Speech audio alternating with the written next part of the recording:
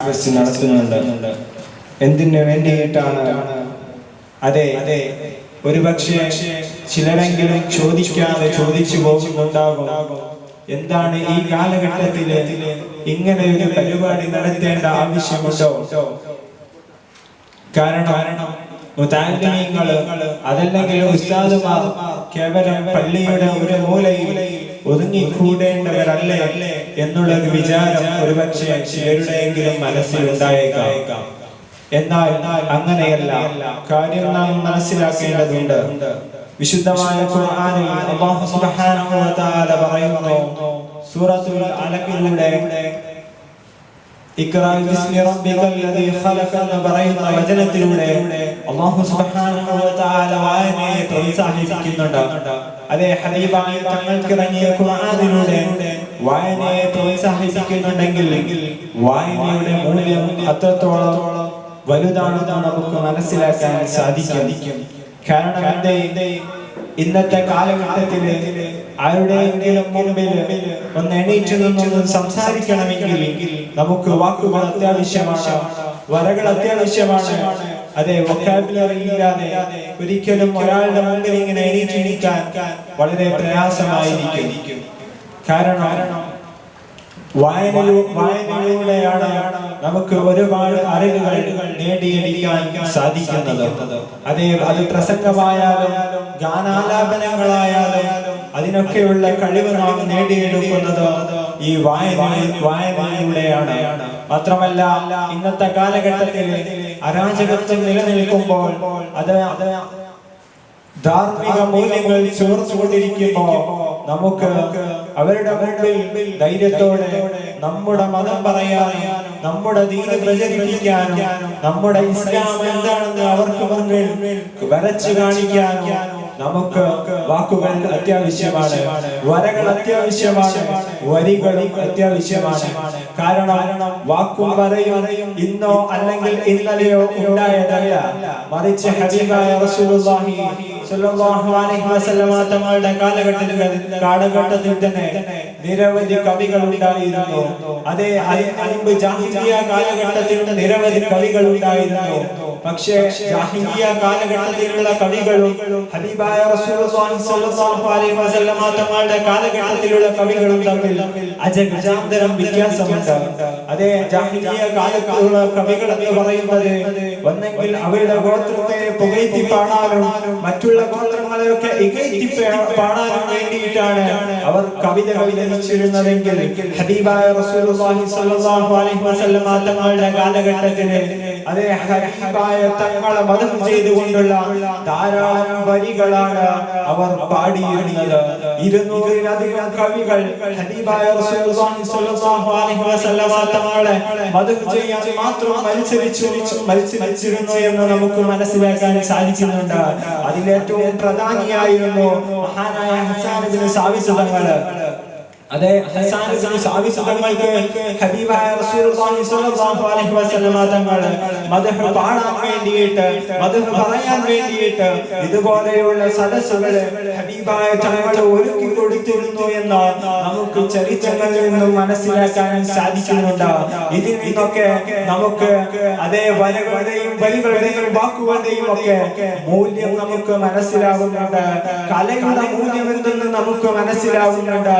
അത് ഈ കാലഘട്ടത്തിൽ തുടങ്ങിയതല്ല, നൂറ്റാണ്ടുകൾക്ക് മുമ്പ് തുടങ്ങിയതാണ്. അത് ഇന്നോ നാളെയോ അവസാനിക്കാൻ പോകുന്നുമില്ല, ലോകാവസാനം വരെ നിലനിൽക്കുന്ന സംഗതിയുമാണ് ഇത്.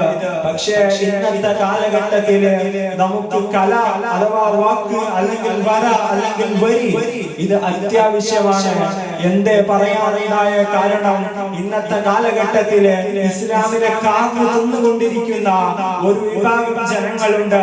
അവരെ നമുക്ക് ഒരുപക്ഷെ നിരീശ്വരവാദികൾ എന്ന് വിളിക്കാം, അല്ലെങ്കിൽ ഭീകരവാദികൾ എന്ന് വിളിക്കാം. അതേ, അവരൊക്കെ ഇസ്ലാമിനെ ഇങ്ങനെ കാർന്നു തിന്നുകൊണ്ടിരിക്കുമ്പോ അവർക്കെതിരെ നമുക്ക് സംസാരിക്കണമെങ്കിൽ നമുക്ക് വാക്കുകൾ അത്യാവശ്യമാണ്, നമുക്ക് വരകൾ അത്യാവശ്യമാണ്, നമുക്ക് വരികളും അത്യാവശ്യമാണ്.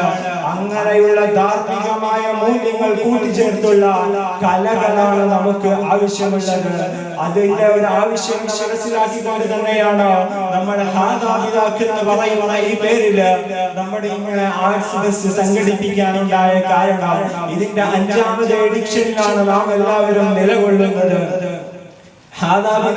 ഈ മത്സര പരിപാടിക്ക് പേര് വരാൻ കാരണമെന്തെന്ന് നമ്മുടെ ഉസ്താദ് കഴിഞ്ഞ വെള്ളിയാഴ്ച ജുമുഅക്ക് ശേഷം നമ്മളെ എല്ലാവരെയും ഉണർത്തിയിട്ടുണ്ട്. നിങ്ങൾ ശ്രദ്ധിച്ചിട്ടുണ്ടോ എന്ന് എനിക്കറിയില്ല. ഏതായാലും വിശദീകരിക്കാൻ സമയമില്ല. ഇന്നും നാളെയുമായി നടക്കുന്ന ഈ ഹാദാബിദാക്ക് എന്ന് പറയുന്ന ആർട്സ് ഫെസ്റ്റിൽ 2ഓളം ടീമുകൾ പങ്കെടുക്കുന്നുണ്ട്. 34ഓളം വിദ്യാർത്ഥികൾ മത്സരിക്കുന്നുണ്ട്. അതുപോലെ തന്നെ 30ഓളം മത്സര ഇനങ്ങളുണ്ട്. എല്ലാം ധാർമ്മിക മൂല്യം ഉയർത്തിപ്പിടിക്കുന്ന കലകളാണ്.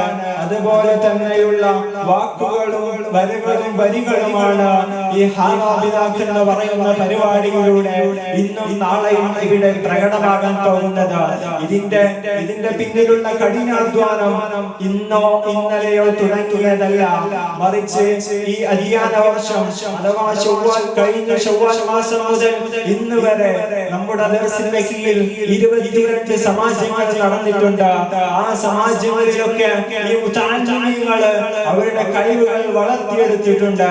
അതിന്റെ ഒരു റിസൾട്ടാണ് നിങ്ങളുടെ മുമ്പിൽ അവർ കാണിക്കാൻ പോകുന്നത്. അപ്പോൾ ഇന്നും നാളെയും നടക്കുന്ന ഈ പരിപാടിയിൽ നിങ്ങളെല്ലാവരും ഭാഗവാക്കായാൽ അത് നിങ്ങൾ അവർക്ക് നൽകുന്ന ഏറ്റവും വലിയ പ്രോത്സാഹനമാണെന്ന് ഞാൻ ഓർമ്മപ്പെടുത്തുന്നു. നീട്ടിക്കൊണ്ടുപോകാൻ സമയമില്ല. ഞാൻ എന്റെ കർത്തവ്യത്തിലേക്ക് കടക്കുകയാണ്. ഈ സദസ്സ് ഉദ്ഘാടനം ചെയ്തുകൊണ്ട് സംസാരിക്കുന്നത് അഭിമന്യരായ ഉസ്താദ് അവറുകളെയാണ്. ഉസ്താദ് അവറുകളെ ഞാൻ ആദരപൂർവ്വം ഈ വേദിയിലേക്ക് സ്വാഗതം ചെയ്യുന്നു. അതുപോലെ തന്നെ ഈ വേദിയിൽ അധ്യക്ഷ സ്ഥാനം അലങ്കരിക്കുന്നത് നമ്മുടെ ദുഫൈൽ ഉസ്താദാണ്. ഉസ്താദിനെ ഞാൻ ആദരപൂർവ്വം ഈ വേദിയിലേക്ക് സ്വാഗതം ചെയ്യുന്നു.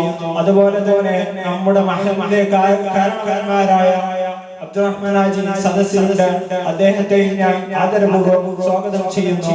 അതുപോലെ ഈ പരിപാടി വീക്ഷിക്കാനെത്തിയ എല്ലാവരെയും, അതുപോലെ തന്നെ ഈ പരിപാടിയിൽ മത്സരിക്കാനെത്തിയ എല്ലാ മത്സരാർത്ഥികളെയും ഒറ്റവാക്കിൽ സ്വാഗതം ചെയ്തുകൊണ്ട് ഉദ്ഘാടന ഭാഷണത്തിന് വേണ്ടി ഉസ്താദ് അവറുകളെ ക്ഷണിക്കുന്നു. അൽഹംദുലില്ലാഹി റബ്ബിൽ ആലമീൻ. അസ്സലാമു അലൈക്കും വറഹ്മത്തുള്ളാഹി വബറകാതുഹു. ഉദ്ഘാടന സെക്ഷന് വേണ്ടി ഉസ്താദ് അവറുകളെ ആദരപൂർവ്വം ക്ഷണിക്കുന്നു.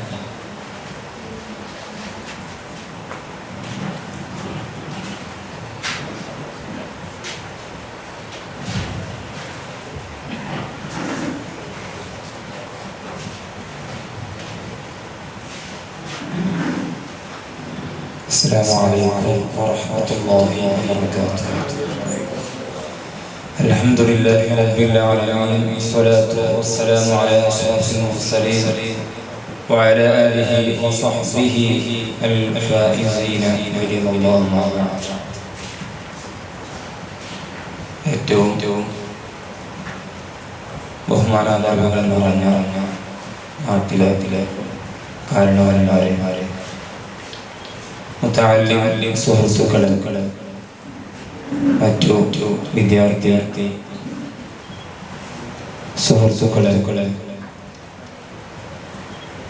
നാം എല്ലാവരും ഒരുമിച്ച് കൂടിയത് നമ്മുടെ മഹല്ലത്തിലെ ദർസിലെ വിദ്യാർത്ഥികളുടെ സംഘടനയായ മദാറുസ് സഅദ. ആ മദാറുസ് സഅദ എല്ലാ വർഷവും നടത്താറുള്ള അവരുടെ സാഹിത്യ സംഗമത്തിലാണ്, ഹാദാബിദാക്ക് സാഹിത്യ സംഗമത്തിലാണ് നമുക്ക് ഒരുമിച്ച് കൂടിയിട്ടുള്ളത്. അല്ലാഹു സുബ്ഹാനഹു വ തആല ഈ ഒരുമിച്ച് കൂടലൂടെ സ്വാലിഹായ അമലായി നമ്മൾ ഇന്ന് സ്വീകരിക്കുമാറാവട്ടെ. ധാരാളം ആളുകൾ ഈ പരിപാടിക്ക് വേണ്ടി അകമയിന്ന് സഹായിച്ചവരുണ്ട്. അല്ലാഹു അവർക്കൊക്കെ അർഹമായ പ്രതിഫലം നൽകുമാറാകട്ടെ. നമ്മുടെ പള്ളിയെ, മദ്രസയെ, ദർസിനെ സഹായിക്കുന്നവര് മുത്തഅല്ലിമീങ്ങൾക്ക് ഉസ്താദുമാർക്ക് ഭക്ഷണം നൽകുന്നവര്, ചായ നൽകുന്നവര്, അതിലേക്ക് വേണ്ട കളികളും മറ്റു സംഭാവനകളും നൽകുന്നവര്, അതുപോലെ ഇത്തരം ദീനീ സംരംഭങ്ങളെ സഹായിക്കുന്നവര്, അതിനോട് സഹകരിക്കുന്നവര്, പടച്ചുറച്ച് ദീനിന്റെ സംരംഭങ്ങളെ സഹായിക്കുമാറാവട്ടെ. അവരുടെ എല്ലാ ഹൈറായ ഉദ്ദേശങ്ങളും അല്ലാഹു നിറവേറ്റി കൊടുക്കുമാറാവട്ടെ. പ്രയാസങ്ങളൊക്കെ അല്ലാഹു നീക്കി കൊടുക്കുമാറാവട്ടെ. ആമീൻ. പ്രിയ മുഅ്മിനീങ്ങളെ, ഒരു പ്രഭാഷണത്തിന്റെ സമയമല്ല, അതിനുള്ള വേദിയുമല്ല, മറിച്ച് നമുക്കെല്ലാവർക്കും അറിയാം ഇവിടെ നടക്കാൻ പോകുന്നത് മുത്തഅല്ലിമീങ്ങളുടെ ഭാഷാപരമായ സാഹിത്യപരമായ കഴിവുകൾ പരിപോഷിപ്പിക്കുന്നതിന് വേണ്ടി സംഘടിപ്പിച്ച ഒരു പരിപാടിയാണ്. അത് നടക്കാനുള്ള വേദിയാണ്. ഇൻഷാ അല്ലാഹ് നേരമുണ്ടെങ്കിൽ ഇശാഇന്റെ അല്ലെങ്കിൽ ഇശാഇന്റെ ശേഷവും നാളെ 10 മണിക്ക് ശേഷവുമായിട്ട് ഇൻഷാ അല്ലാഹ് പരിപാടികൾ നടക്കും. കഴിയുന്നവരൊക്കെ ആ പരിപാടിയിൽ സംബന്ധിക്കണമെന്ന് പ്രത്യേകം ഓർമ്മപ്പെടുത്തുന്നു. ഈ പരിപാടിയുടെ പേര് എന്താണെന്നോ ആ പേരിന്റെ പിന്നിലുള്ള കഥ എന്താണെന്നൊക്കെ ഞാൻ പറഞ്ഞു. ഈ പരിപാടി നടത്തുന്നതിന്റെ പിന്നിലുള്ള കാര്യം എന്താണെന്നാണ് സ്വാഗത ഭാഷണത്തിൽ നിങ്ങളൊക്കെ കേട്ടു.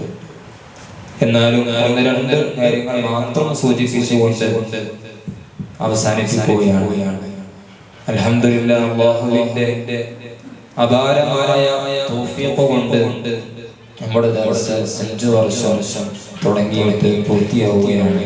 അതിന്റെ നന്ദി എന്നോണം ധാരാളം പരിപാടികൾ സമൂഹത്തിന് ഉപകരിക്കുന്ന, സമൂഹത്തിലെ വ്യത്യസ്ത വിഭാഗങ്ങൾക്ക് ഉപകരിക്കുന്ന രൂപത്തിലുള്ള പരിപാടികൾ ആസൂത്രണം ചെയ്തിട്ടുണ്ട്. ഇന്നലെ അതിൽപ്പെട്ട ഒരു പരിപാടിയാണ് നടന്നത്. നമ്മുടെ നാട്ടിലെ എല്ലാ യുവാക്കളെയും 14 വയസ്സ് മുതലുള്ള എല്ലാ കുട്ടികളെയും യുവാക്കളെയും നമ്മൾ ഒരുമിച്ച് കൂട്ടി അൽഹംദുലില്ലാഹ് 100ഓളം ആളുകളെ നേരത്തെ ആ പരിപാടിയിൽ പങ്കെടുത്തു. അവർക്ക് ഇന്നത്തെ പ്രത്യേകത എല്ലാവർക്കും അറിയാം. ഇന്ന് ഒരു പുതിയ ഒരു വർഷത്തിലേക്ക് നാം കാലെടുത്ത് വെച്ചു. ഇന്നലെ ന്യൂ ഇയറിന്റെ തലേ ദിവസമായിരുന്നു.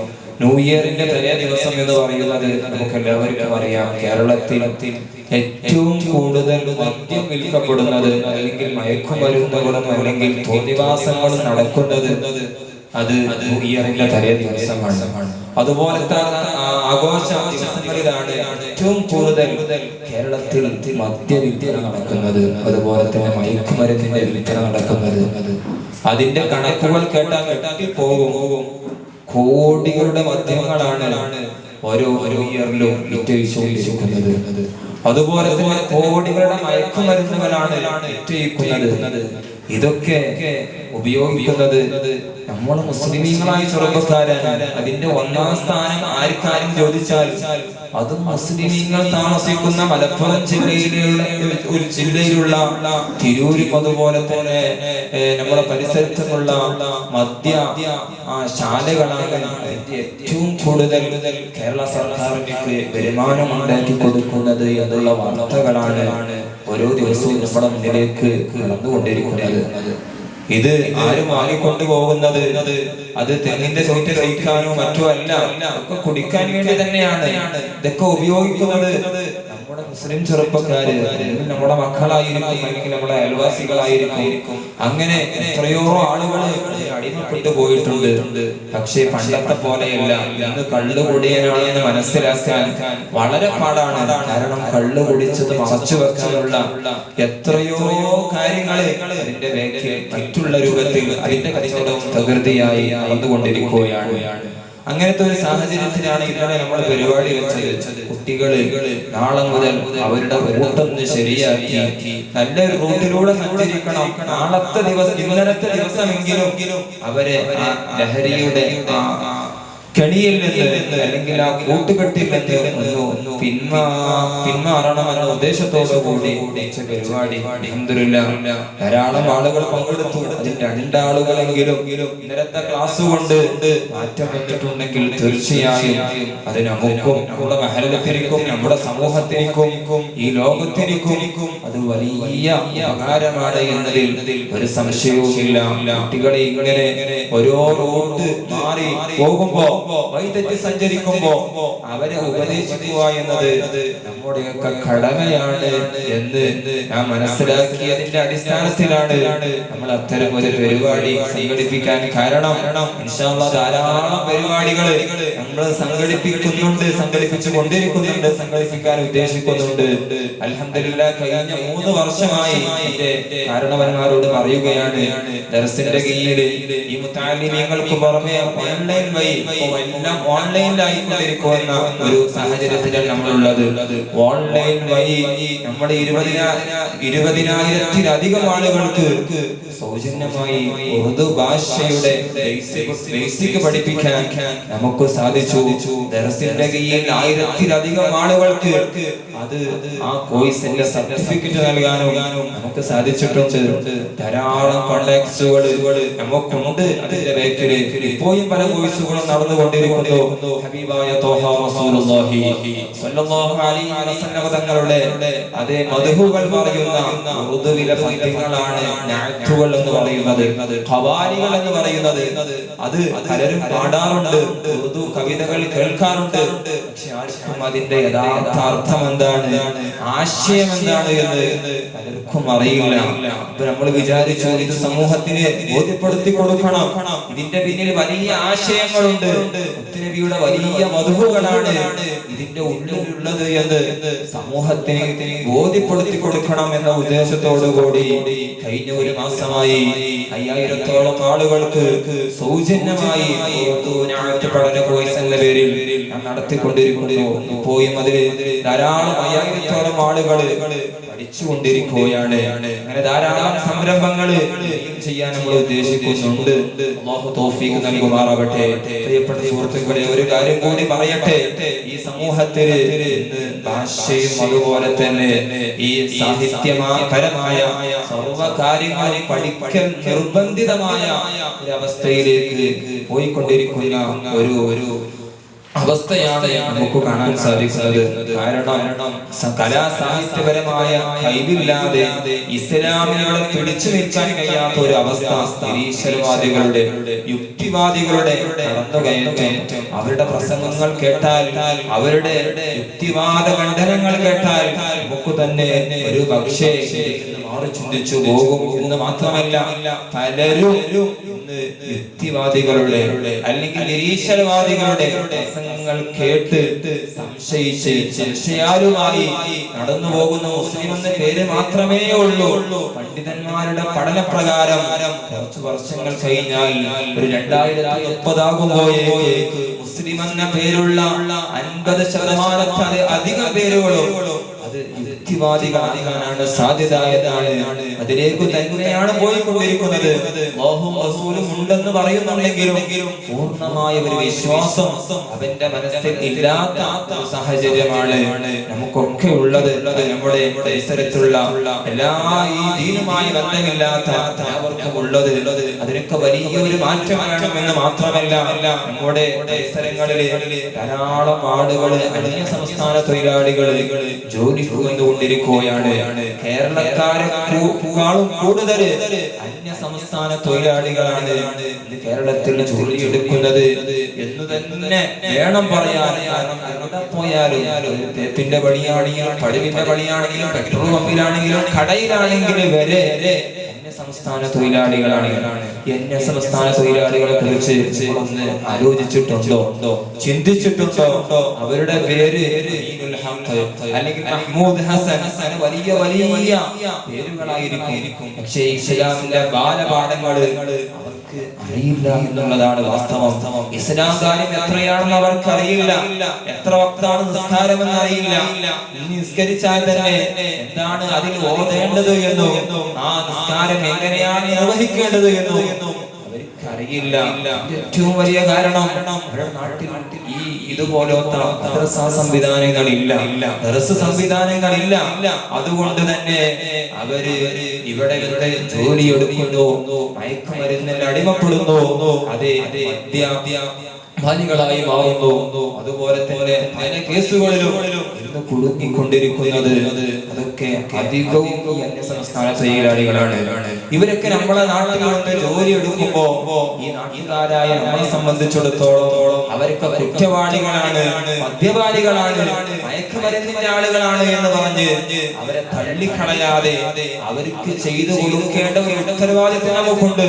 അവരെ ദീനീപരമായി മുന്നോട്ട് കൊണ്ടുവരിക എന്നുള്ളത് നമ്മുടെ ഉത്തരവാദിത്വം തന്നെയാണ്. തീർച്ചയായിട്ടും നമ്മുടെ ഉത്തരവാദിത്തമാണ്. അവർക്ക് നമ്മളെപ്പോലെ ദീനുണ്ടായിരുന്നുവെങ്കിൽ, ദീനീബോധം ഉണ്ടായിരുന്നുവെങ്കിൽ അവർ നിസ്കരിക്കുമായിരുന്നു. അതെ, അവർ മയക്കുമരുന്നിന് അടിമപ്പെടില്ലായിരുന്നു. അവരുടെ ഓരോ സാമ്പത്തിക ക്രിയകളും ഓരോ നല്ല രൂപത്തിൽ ചെലവഴിക്കുമായിരുന്നു. പക്ഷേ അവർക്ക് അറിവില്ലാത്തത് കൊണ്ടാണ് അവരിങ്ങനെ പല വിപത്തുകളിലും അതുപോലെ തന്നെ കുറ്റകൃത്യങ്ങളിലും പെട്ടുപോകുന്നത് എന്ന് നാം മനസ്സിലാക്കണം. പക്ഷേ അവരെ ഉപദേശിക്കണമെങ്കിൽ നമുക്കുണ്ടായിരിക്കേണ്ട ഏറ്റവും വലിയ സന്ദേശം എന്ന് പറയുന്നത് അത് ഭാഷയാണ്. ഭാഷയുണ്ടെങ്കിലേ അവരോട് മലയാളത്തിൽ പറഞ്ഞാൽ അവർക്ക് മനസ്സിലാകൂല. ഭാഷ പഠിക്കാൻ നിർബന്ധമായ ഒരു സാഹചര്യമാണ്. നമ്മൾ ഇപ്പോ പ്രബോധന മേഖലകളിൽ കേരളത്തിന് പുറത്തേക്ക് അല്ലെങ്കിൽ ഇന്ത്യക്ക് പുറത്തേക്ക് ലോകത്തിന്റെ നാനാഭാഗത്തേക്ക് വ്യാപിച്ചപ്പോ ഭാഷയില്ലാതെ ഒരിക്കലും അമേരിക്കക്കാരനക്ക് ഇന്ന് ഇവിടെ ഇരുന്നാൽ തന്നെ അമേരിക്കക്കാരനക്ക് ക്ലാസ് എടുക്കാൻ കഴിയും. പക്ഷേ അതിന് ഭാഷ വേണം. അതുപോലെ തന്നെ ക്ലാസ് എടുക്കാനുള്ള കഴിവ് വേണം. അവരോട് പ്രസംഗിക്കാനുള്ള ആർജവം വേണം. ഇതിന് വേണ്ടിയാണ്, ഇത് പരിപോഷിപ്പിക്കാൻ വേണ്ടിയിട്ടാണ് ഇത്തരം പരിപാടികൾ സംഘടിപ്പിക്കുന്നത്. അതിന്റെ ഒരു റിസൾട്ട് തന്നെയാണ് നമുക്ക് ഓരോ വർഷവും വ്യത്യസ്ത പദ്ധതികളായി നമുക്ക് ഓരോ വർഷവും പുരോഗതിയിലേക്ക് നമ്മുടെ ദർശനയും അതുപോലെ തന്നെ നമ്മുടെ ദർസ് വഴി മറ്റുള്ള ആളുകൾക്കും ധാരാളം പരിപാടികൾ സംഘടിപ്പിക്കാൻ ഹേതുവാകുന്നത് ഇത്തരം പരിപാടികളാണ്.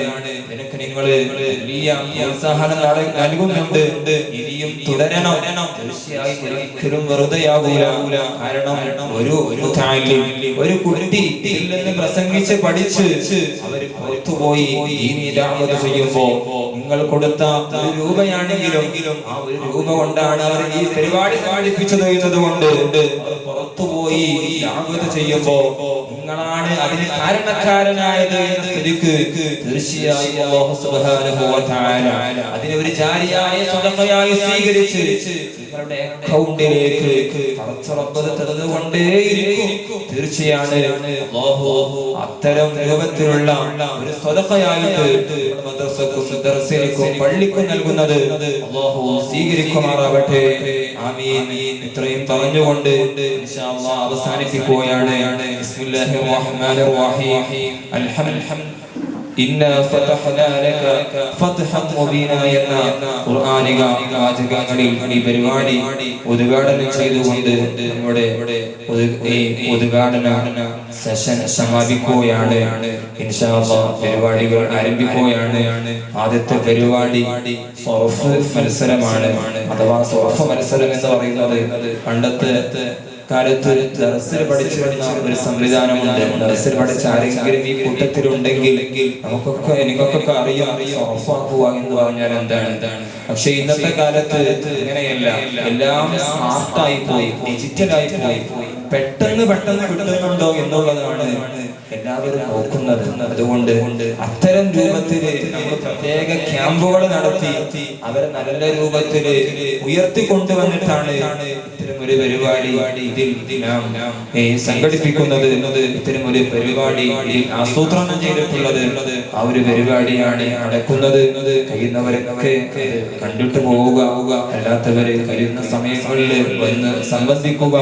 അല്ലാഹു സുബ്ഹാനഹു വ തആല നമ്മുടെ ഒരുമിച്ച് കൂടലും നമ്മുടെ ഈ സഹായങ്ങളും എല്ലാം അല്ലാഹു സ്വീകരിക്കുമാറാവട്ടെ. അവന് ഇഷ്ടപ്പെടുന്ന ഒരു അമലായി അല്ലാഹു ഇതിനെയൊക്കെ ഏറ്റെടുക്കുമാറാവട്ടെ. ഹബീബായ ത്വഹ റസൂലുള്ളാഹി സ്വല്ലല്ലാഹു അലൈഹി വസല്ലം തങ്ങളുടെ തിരുനോട്ടം ലഭിക്കാൻ നമ്മൾ ദർസിനെ സഹായിക്കുന്നത്, അവരുടെ പരിപാടിയിൽ സംബന്ധിക്കുന്നതും ഒക്കെ ഒരു കാരണമാക്കി തരുമാറാവട്ടെ. ആമീൻ ബിറഹ്മതിക യാ അർഹമർ റഹീമീൻ. അസ്സലാമു അലൈക്കും വറഹ്മത്തുള്ളാഹി വബറകാതുഹു. ധന്യമായ വേദികേതി ഇത്രയും ഭംഗിയാക്കി തന്ന എല്ലാവർക്കും ഒറ്റ വാക്കിൽ ജനറൽ സർഫ് കോമ്പറ്റീഷൻ റിപ്പോർട്ടിംഗ് ആരംഭിക്കുന്നു.